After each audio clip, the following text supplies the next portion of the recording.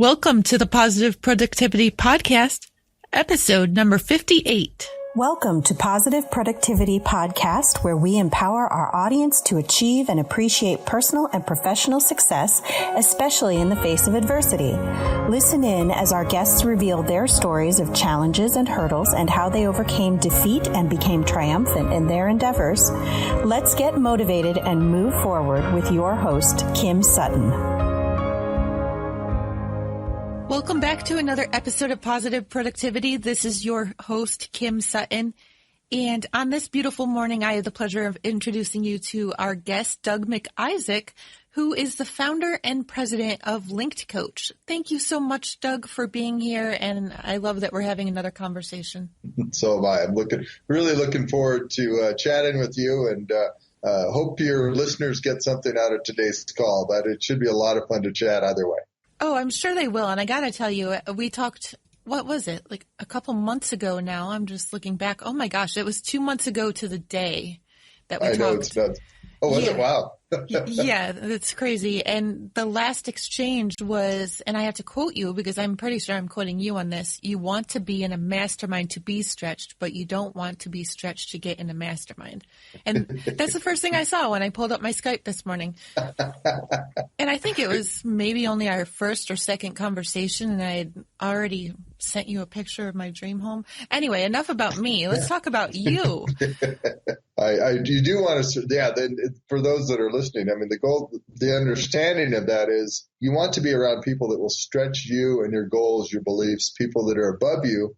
But what you don't want to do is bankrupt yourself to get amongst those people. So if that means that, you know, if you can only surround yourself with people that are a little bit ahead of you, that's fine. Do that. But just always try and surround yourself with people who are ahead of you and where you want to go, even if they're just a couple steps ahead of you. At least, you know, get involved with them, and then if you leapfrog them, get involved with the next set. So it's all about surrounding ourselves with people that are more successful than we are. So I just need to surround myself with more people like you, Doug. Hey, you know, it's I like I've told you before, I've been much more successful in the past, but I'm definitely on the path back to where I was, even though in a different path. So yeah, it's going to be fun. So share your story. Well, I'm one of those people. I grew up in one of those households where, you know, we got, the only reason that we didn't have completely free lunches is because of the neighborhood I lived in, and my mom had a part-time job. But there's four of us living in a house. My mom was raising us by herself. I had a stepdad that showed up occasionally and didn't really contribute. And, you know, so I grew up, you know, we were poor, but we didn't know we were poor because we were surrounded by really poor people in the neighborhood I grew up in.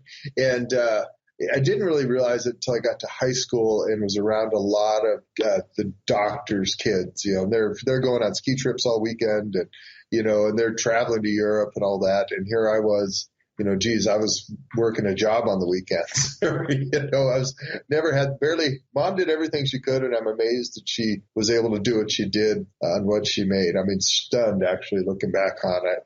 But I always looked at money as being the ultimate and is what you wanted. You wanted to be wealthy. And I spent a lot of my time in my 20s really going after just wealth, going after money. I did multi-level marketing. I did, you know, lots of quick fix things, learned a lot of things along the way, owned several businesses, and finally started a software company in the late 90s. And I actually grew that to where we landed a $25 million contract to deliver the pharmacy management system that's in all the Albertsons and Super Value pharmacies here in the United States. And with that contract, we grew the company to about 30 employees, and we were doing really well. I mean, I had a, you know, multi-million-dollar net worth. I had all the trappings of what I saw and believed made somebody wealthy. I had six-figure salary. I had bought the new car. Now, I will say that I wasn't one of those, you know, go buy the Mercedes or anything, but I did have a Porsche in my eye that I was looking at, and bought a house, you know, all those things. And but I've never really, my vision was always, on the dollar, and it was always looking outside myself for self-worth. It was not looking inside.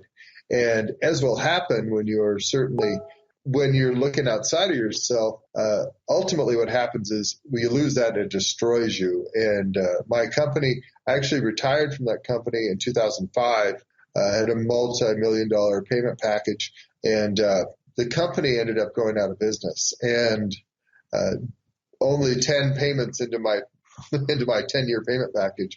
And because of that, I ended up losing everything. And, had I been in a different mental state, I would not have lost everything. I completely let the lack of cash coming in, a lot of other things going on in my life, I let all of that control me and control my focus, and really, really just let everything come crashing down. And I had gotten married, and I'd gotten married to somebody who was as focused on money and outward appearance as I was. And we got divorced quickly. And I was going through that in 2005, that divorce as well, 2005, 2006, and a lot of other personal issues. And everything just went tumbling down. I had my houses, I had rental properties that I was buying. I ended up losing them. I had one go into foreclosure. I sold every asset that I had. I cashed into my 401k to start another business, and that didn't go anywhere. So, I was really, all these things that as being important to me were gone. I'd lost my company. I defined myself as an entrepreneur and a successful business owner, and I'd lost that. I defined myself as, somebody that had money. Well, I lost all of that. And that's where all of my definition of who Doug McIsaac was came from. And that really, that was a very black period for me of my life. And it took me several years of inner work and going through a number of things and struggling and barely getting by. And, I did a lot of things in the last 10 years. I'd been doing some business consulting, and I found success helping small business owners grow their business. And I enjoyed doing that. I found something that I really loved doing. And that worked for a while because, once again, I was defining myself outwardly by what I was doing for other people. But I still struggled with that sense of self-worth and who Doug was. And one of the things that I did is I found that one of the things that I struggled with was alcohol. And I finally decided I had to quit, and because I was letting alcohol get in the way of everything that was going on. And I've been sober now just over 3 years.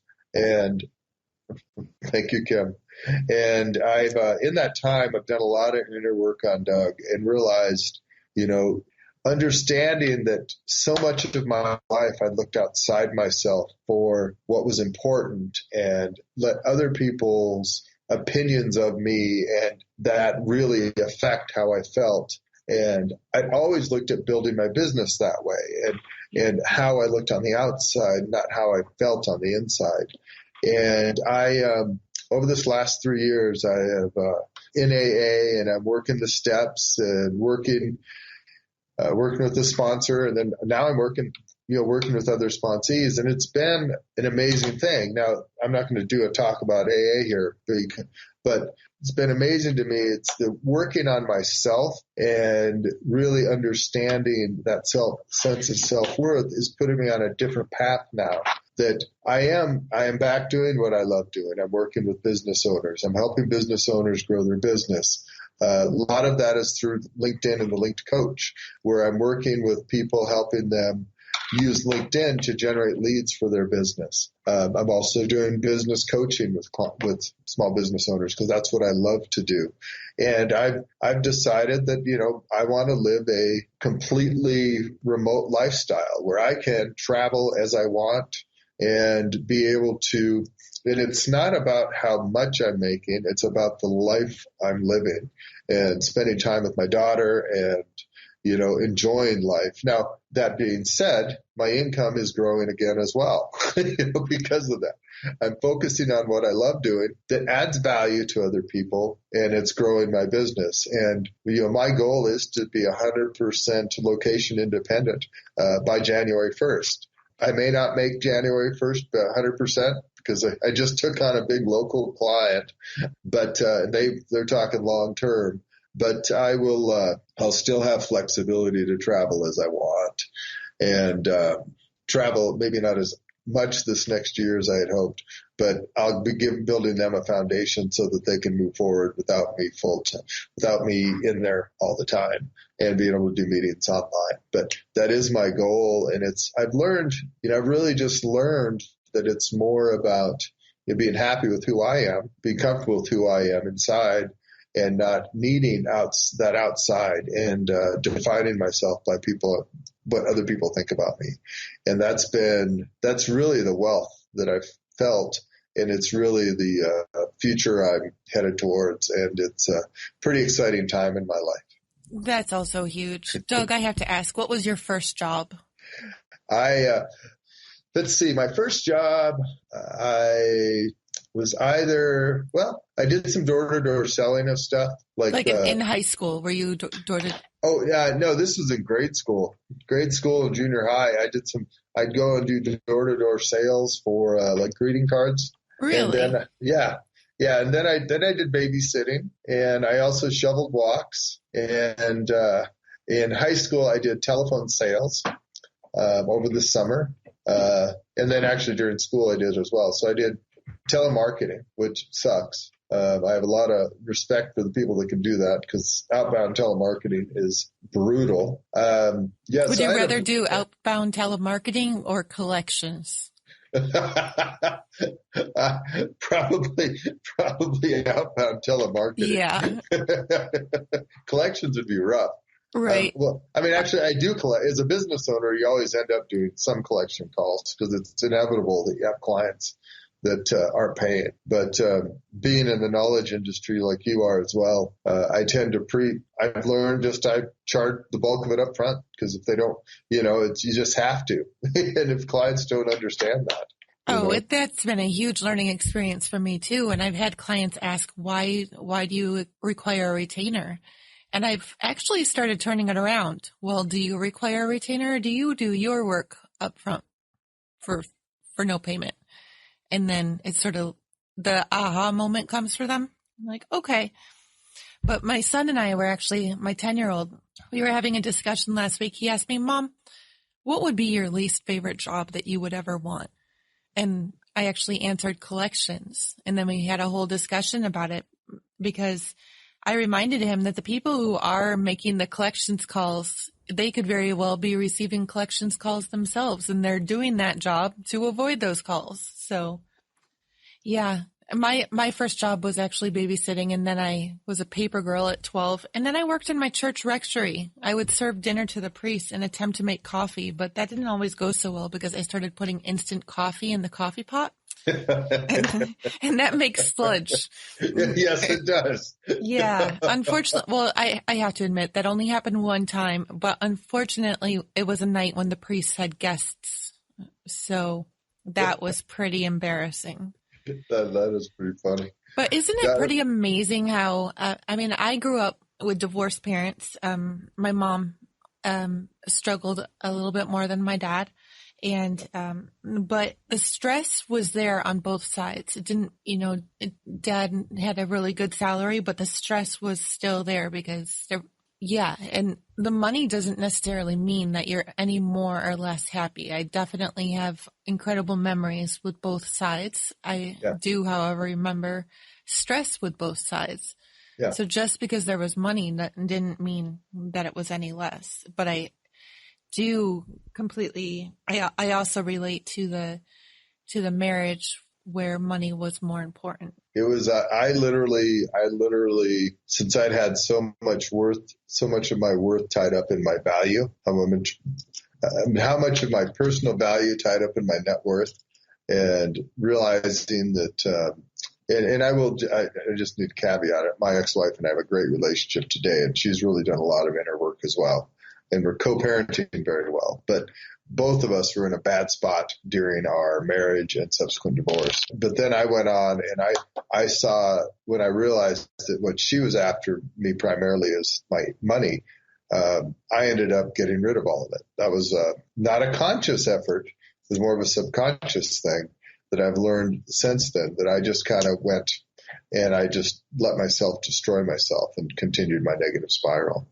And it's, looking back on it, it's interesting because, I mean, I look at where I was, and, there's so many spots I could have changed it. I could have changed the direction of the course, but I didn't have the tools I have today. And, you always look back and go, well, yeah, I should have changed. Okay. But you know what? I'm not one that, tries to dwell in the past. It's more about where I'm heading in the future and learn the lessons, take the lessons from what's happened in the past and move them forward. But absolutely understand. Absolutely. And what are some of those tools that you would say you have today? Or what are the ones that make the biggest difference on a daily or weekly or regular basis? Well, a couple of things. It just starts with being aware of when I'm letting outside influences get in the way. But it's being aware. I try to, and I'm not great about it, but I try to journal, every day. And I focus on, what I learned that day and whether I was, and whether I stayed inside myself or, let outside people influence me. So journaling, and I'm just journaling and letting out how your day went is a huge value because it gets it down on paper, just gets it down. And just having a good, once again, I'm not your mind map, but you've got everything. The way you do your goal setting is even more impressive than mine. But I have a dream board as well. I know what I want today and I know where I'm headed. So I try to ask myself when I'm, is this moving me towards my goal? And I've also made a point of I read more. And I focus on reading more positive books, and I'm reading biographies as well as reading business books. What are you reading right now? Right now, I just finished reading Oprah's biography, and I'm also got.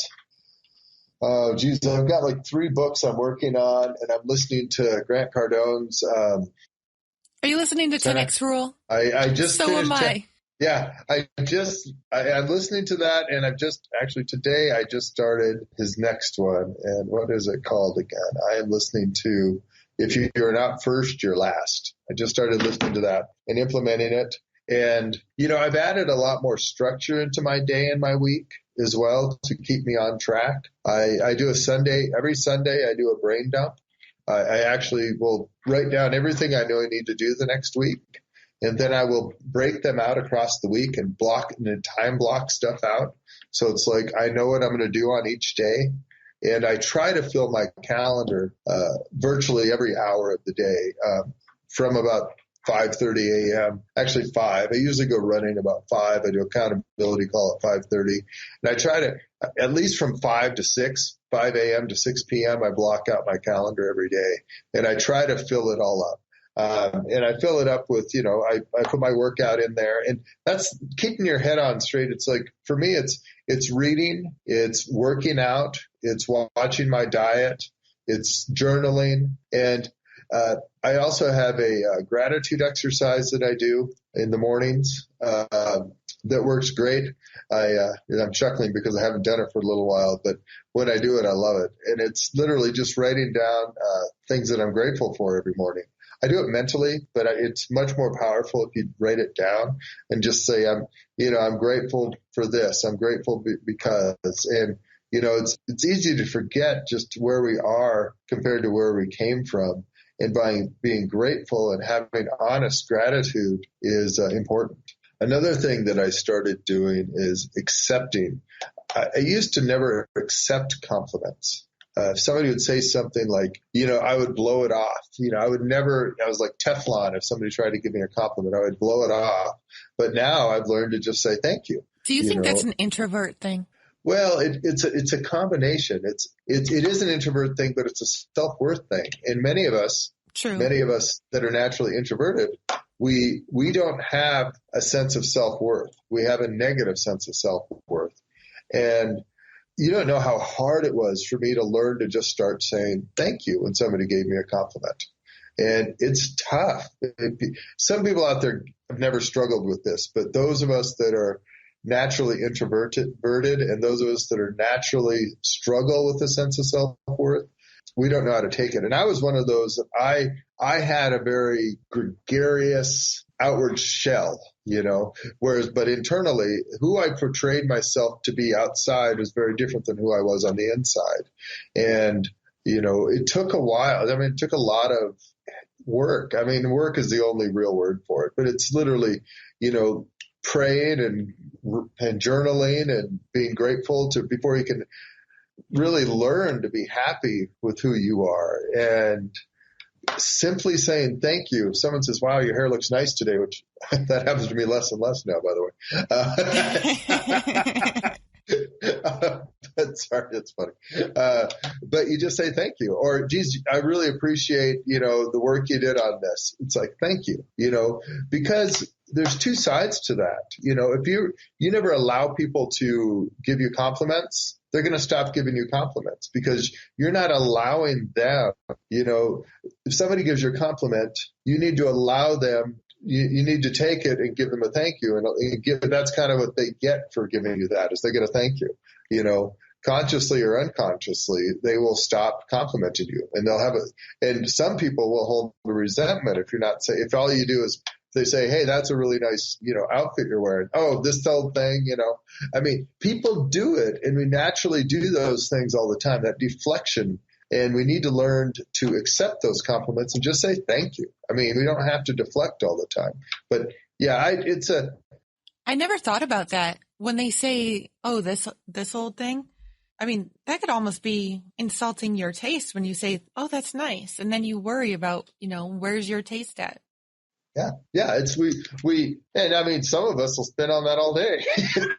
It's like, that's the other thing too, is letting go of those things, or letting go of what other people think is easier said than done for a lot of us. I mean, oh, definitely. And I haven't struggled with alcohol personally. I haven't been to AA, but the Serenity Prayer is actually how I start my day.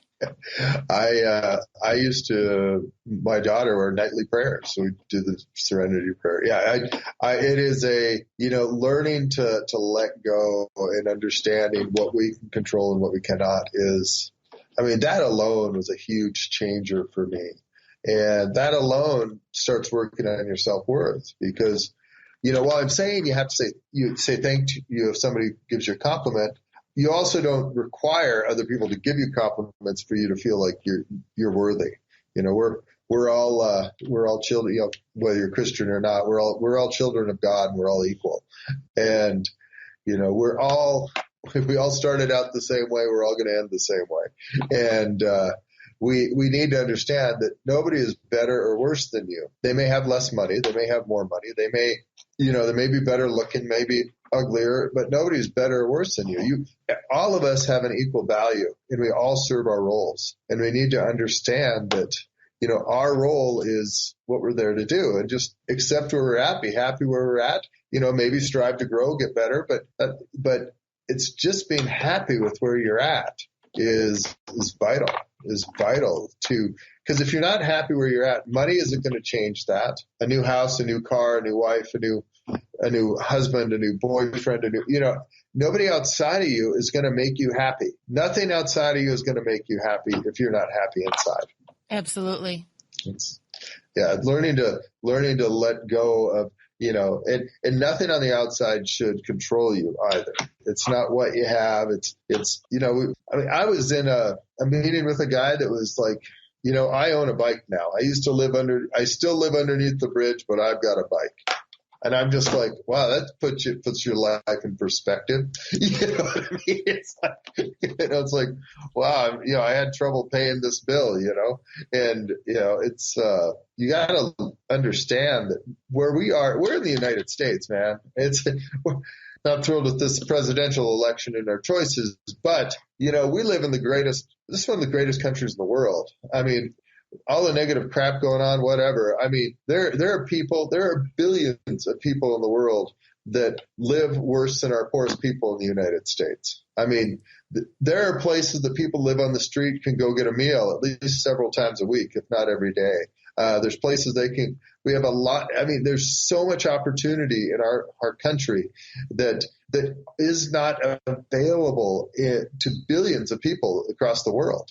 And we need to realize that and be happy with that. And we need to start by being grateful that you're born in the United States. I mean, it's amazing what people can do here that they cannot do in other places. So. Oh, absolutely. And even in this country though, Matt White will be on the podcast, in about a month or so.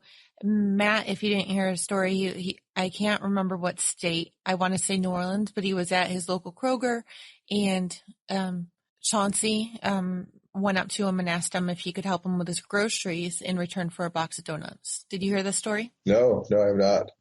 And Chauncey is a teenager who's living with his grandmother, and he had taken the bus from the dangerous area that he was living in to a ways, let's just say, to get into a more affluent neighborhood, because he was just trying to get some handouts for him and his grandma.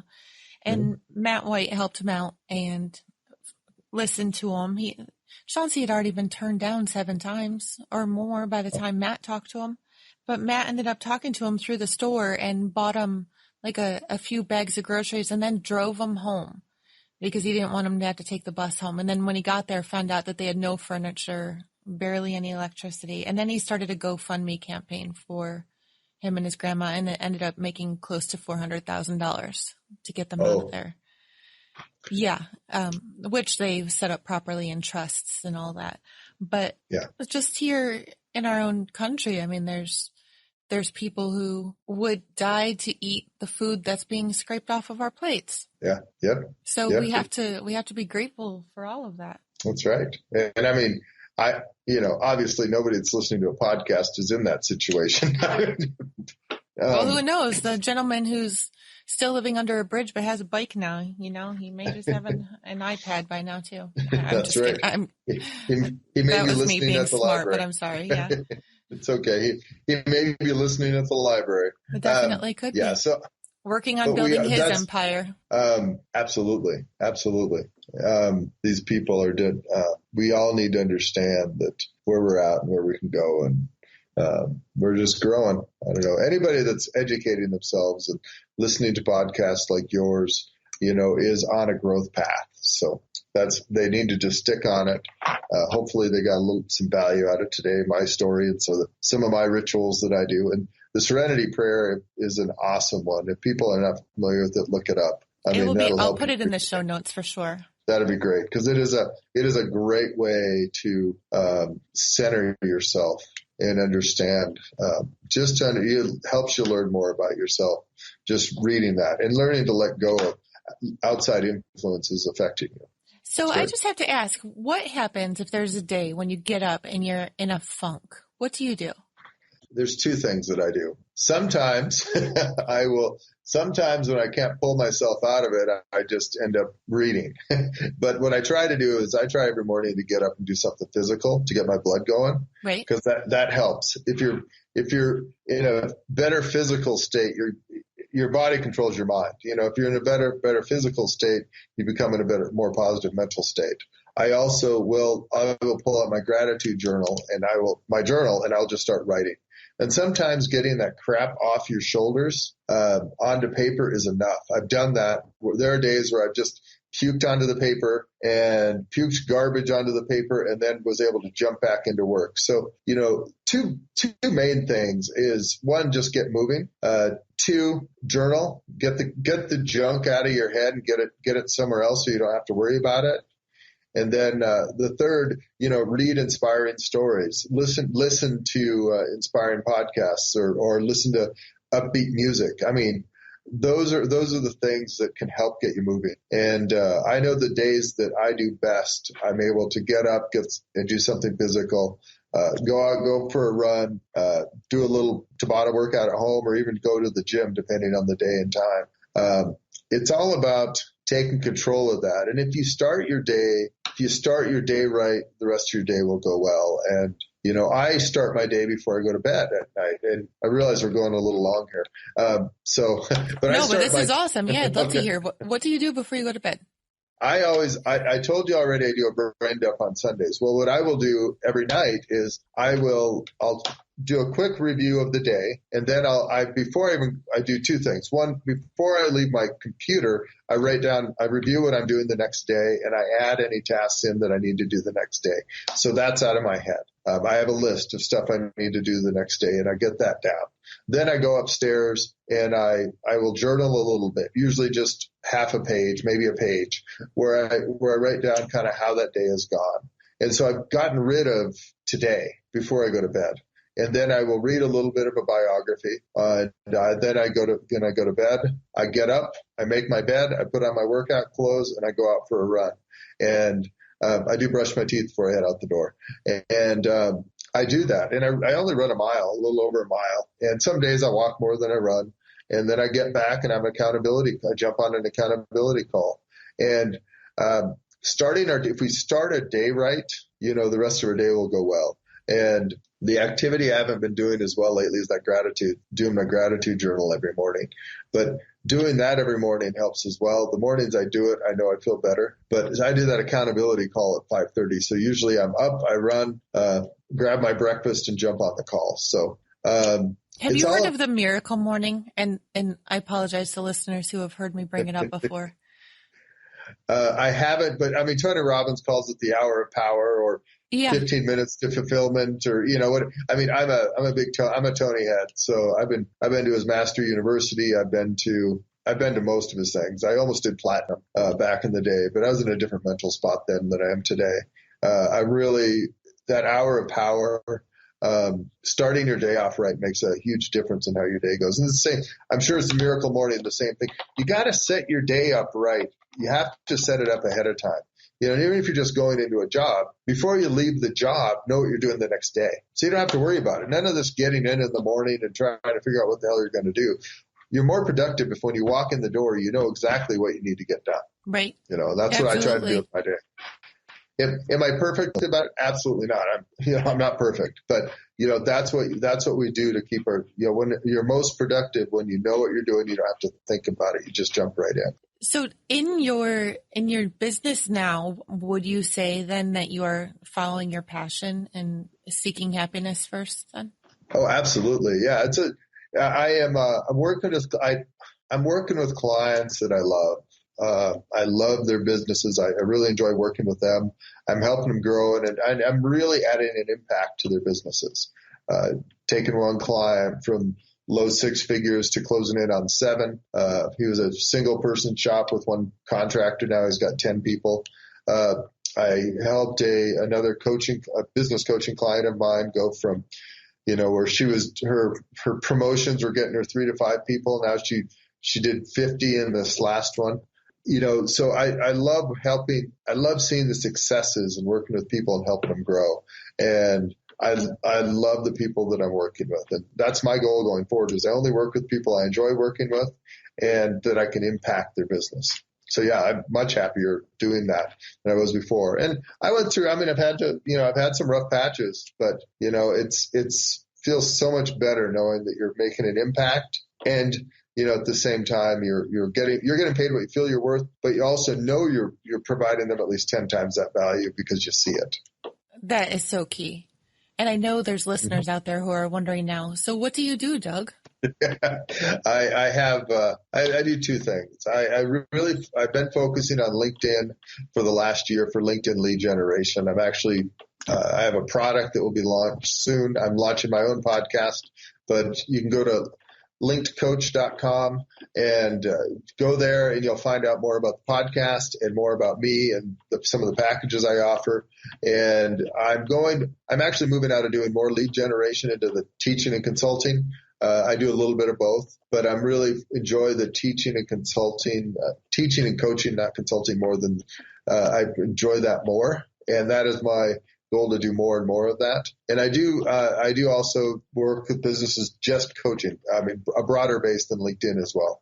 But teach business owners, it's a lot about their marketing, but we'll even talk about what they need to do if they're hiring employees. We'll talk about, whatever they need as far around their business, because I've owned a number of businesses. But I really enjoy do the business coaching, and I really love the training. But you can find me at linkedcoach.com or at Doug McIsaac. That's MCISAAC.com is my personal blog. You'll get even more insight into who I am there. And I have a number of other courses there as well that you can take a look at. Well, I told you before the call that I wouldn't put you on the spot, but I do have to ask. When we spoke last, you gave me an awesome tip sheet for LinkedIn. Is that available for general public, or is that clients only? Because for listeners, if it means you have to hire Doug to get this sheet, it is worth every penny, because it has paid off in the 2 months since I got it. Pretty crazy, isn't it? Absolutely. That's 6 years worth of work into that one doc. They go to linkedcoach.com, and I do have, if you opt in, you can get access to, if they do it soon, that whole profile worksheet's in there, because I'm actually going to be chopping that up into a series of other items. But yeah, go ahead and go to linkedcoach.com, and you'll be able to get it there. Okay, awesome. Well, when it gets chopped, I'm going to have to ask you to update me, because I want to let listeners, I'll update the show notes to let them know where they can purchase the course to get all that awesome info, or whatever you do with it. But so linkedcoach.com. It's definitely worth it. That's all I got to say. helps you turn it in.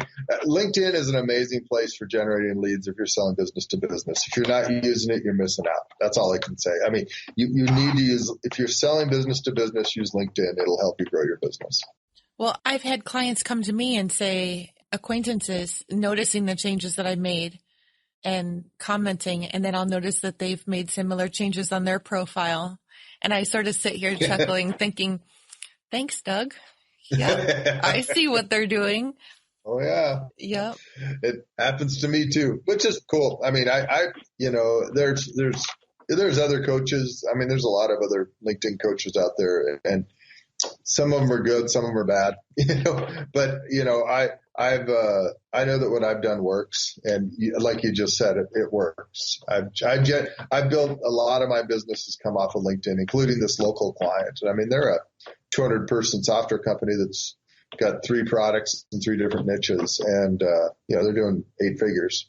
So they came off of LinkedIn. I knew them, but they also came off of LinkedIn. So that's fabulous. So again, listeners, you can go to linkedcoach.com and learn more about Doug and get in touch. And Doug, I just want to thank you so much for being here. You are very welcome. Hey there, this is Kim Sutton, host of the Positive Productivity Podcast. And I just want to take a quick moment to thank you for listening to this episode. If you enjoyed it and were inspired, I would love to hear your feedback. Please take a moment or two and visit the podcast on iTunes, Stitcher, iHeartRadio, or on my website at thekimsutton.com to leave your rating or review. I'd also like to invite you to join the Positive Productivity Book Club and to find out more about my coaching packages by visiting thekimsutton.com. Until the next episode, I hope you have a positive and productive day.